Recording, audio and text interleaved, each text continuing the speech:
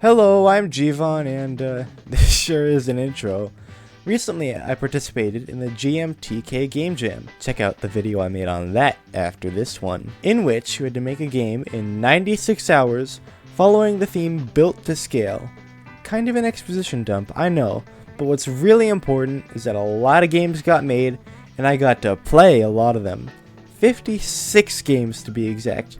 It's a little smaller than the total of over 7,000, but it's close enough. Most of the games I played were really good. So good, in fact, that I want to share some of them with you right now. This is a top 10 list of my favorite games of the GMTK Game Jam. I was going to explain how I decided what games to put on this list, but you guys don't care, just read the text blurb on screen. With all that said, let's see some good games. Starting off the list with a certified banger, The House We Made is an excellent, if not a bit short, escape room-esque puzzle game about scaling up and down. You can build a house out of these little pieces here, and then enter the house to solve more puzzles. There's stuff to be done on the micro scale and the macro scale, and a lot more is done with the concept that I probably could never have thought of. I don't want to talk about the puzzles too much, because that would ruin the surprise, but there's some real aha moments in here that make you feel really smart. The art direction is also on point. I mean, look at those textures. The end screen says to be continued, and I hope that the devs stay true to that, because I want more. Gonna be honest, I kinda had to put this one on the list for the visuals alone. Out of Depth is a game about exploring the depths as a cute cat in a little submarine, scanning the different types of marine life as you descend. Like I said, the visuals are wonderful. You feel like you're in some kind of painting, and the devs really managed to capture the wonder and majesty of the ocean. The gameplay loop couldn't be simpler. Dive, scan fish, buy upgrade, repeat. But that simplicity gives you time to enjoy the art. I will say that there's some jankiness with save data going on that I don't quite understand, but honestly that hardly detracts from the experience. I'm content to just take in the scenery, maybe scan a couple fish on the way, and come back when oxygen starts running low. Out of all the things I thought people would make for a jam like this, a frantic parkour game about building spaceships was not one of them. In BSI Industries Shipbuilder, you're a humble, you guessed it, shipbuilder from the titular BSI Industries, and orders for new ships are through the roof. You have to assemble new ships with the right amount of structure, thrust, firepower, energy, and support, frantically trying to get the ship done while a timer quickly counts down. The parkour movement mechanics are very well done for a Game Jam game, as are the building mechanics. The first few levels are fun challenges, trying to maximize your efficiency and get the ships out the door in time. I do think that sometimes the building can be a little buggy, and the difficulty ramps up way too fast in later levels, but I'm still having fun. And that's not even mentioning the visuals, which are fantastic. And did I mention this game has voice acting? At the start of every shift, a voice will come over the loudspeaker with some, helpful tips. Advisory.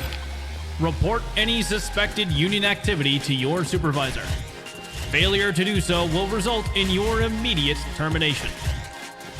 It's really funny, and adds a lot to the game's charm. It could use a little fine-tuning, but it's really, really well done for what it is. This next one's a bit of a wild card.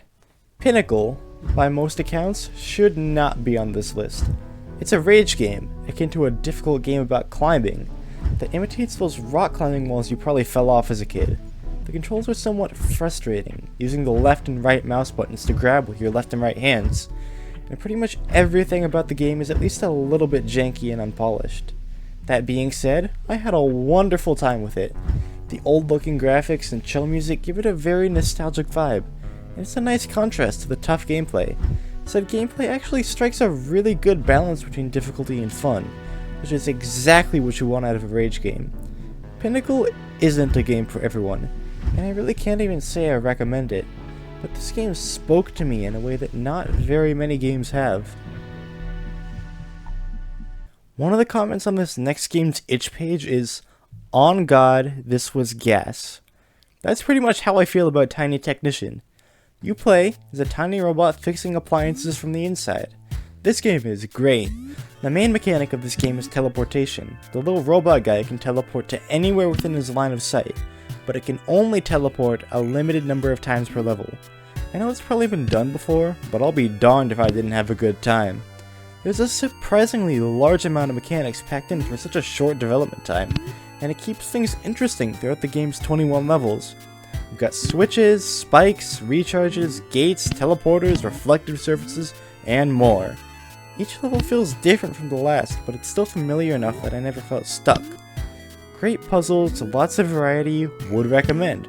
Oh, except the pick-a-back level, why is this here? Next up, we've got another robot puzzle game, who could have guessed? Break to Scale is about a little robot on a quest to restore power to a factory. Your job is to make a path forward for it by breaking these blocks and moving them around. You only get a limited number of block breaks, so you've got to be strategic about what you break. I really like the open-endedness at play here. It feels like you could find a different solution for every level every single time you replay the game. There's also a few story elements bookending the whole experience, which really ties it all together. I don't even really know what else to say, it's just a really good game. Wow, it's another puzzle game with pixel art graphics starring robots, what a twist. Seriously though, it's not my fault, it's these games' fault for being so good. Tipping the Scales follows the adventure of a literal scale as it tries to escape a research facility. You can click on these platforms to make them grow and shrink to help you reach the goal, but watch out! You only have a limited number of moves. You can, of course, replenish those moves by dropping weights on yourself, but don't drop too many or you'll get crushed. There aren't a whole lot of mechanics, but they combine themselves in very interesting ways to make a wide variety of cool puzzles. It can be a lot to take in at times, but the game usually guides you to the right solution and makes you feel like you did it all on your own. It kind of feels like a game you would have played on coolmathgames.com in elementary school, forgot about for several years, and then randomly remembered it came back to and realized that it still holds up. We went big with a lot of these games, and now it's time to go small with Micro Survivor. It's a Vampire Survivors-like, I think, never actually played Vampire Survivors, where you play as a little cell going up against this big black mold. The mold is really impressive. It moves like you'd think a colony of molds would. It's really otherworldly and intimidating. Murdering the mold adds a whole bunch of new tools to your kit, including the other thing that makes this game stand out gameplay-wise, building. You can construct walls and boxes to block the mold, which is really cool, and not something I've really seen from this genre before. The game is endless, and you can exploit the building to make it pretty far. I got to level 43, the point where I got so many HP upgrades that my health bar extended off-screen before finally stopping. If you want to try to beat my high score, this game and all the other games I mentioned are linked in the description below. Also, the whole game takes place on the finger of the cursor. Just wanted to point that out. Yeah, I think you can probably see my taste in games coming through by now. Little Dipper's Big Adventure is yet another grid-based puzzle game, but, hear me out, it's about a dog. I can't just leave it off the list. Little Dipper's Big Adventure is one of those games where everything moves when you move, like Baba Is You. Unlike that game though, Little Dipper needs to slay a bunch of monsters before he can progress. Some monsters are a little too big for him though, and they'll rapidly chase him down and kill him. That's where the scale part of the theme comes in. He can drink a potion to change his size, which allows Little Dipper to slay larger and larger monsters. There's a trade-off between being able to lure monsters and fit through small gaps, and being able to slay monsters to progress, which means you need to think about what order to drink the potions in. It's quite the brain-teasing game, and I enjoyed it immensely. Oh man, this one's good. Crop Drop is an arcade-style puzzle game all about growing, you guessed it, crops. Every turn, you can choose from 2 different crops, and then you get to choose to drop said crop in any lane, kinda like Connect 4. Each crop has its own unique function. Pretty much every crop synergizes with every other crop. Yeah, crop doesn't even sound like a word anymore. Crop. Anyway, you can get some pretty crazy combos. And there's even an online leaderboard to compare your score with everyone else's. The vibes of this game are really cozy, and they pair nicely with the pretty chill gameplay. Really, the only thing I think I can say is it's not a super great fit for the theme, but honestly that's just a nitpick. All in all, a game I could, and did, play for hours on end, and I'll probably keep coming back to it, to be honest. Phew. Alright, that's all of them. I had a lot more to say about some of these than I thought, to be honest. And these aren't even all the ones I wanted to talk about. I had to stop myself from adding any more. And even then, the contents of this list changed several times over the course of me making the video.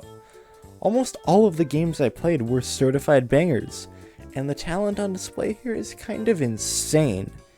If you want to see some more GMTK Game Jam 2024 games, the official top 20 is in the ending card. And if you want to hear about my experience with the jam, I'll put the video I made on that there too.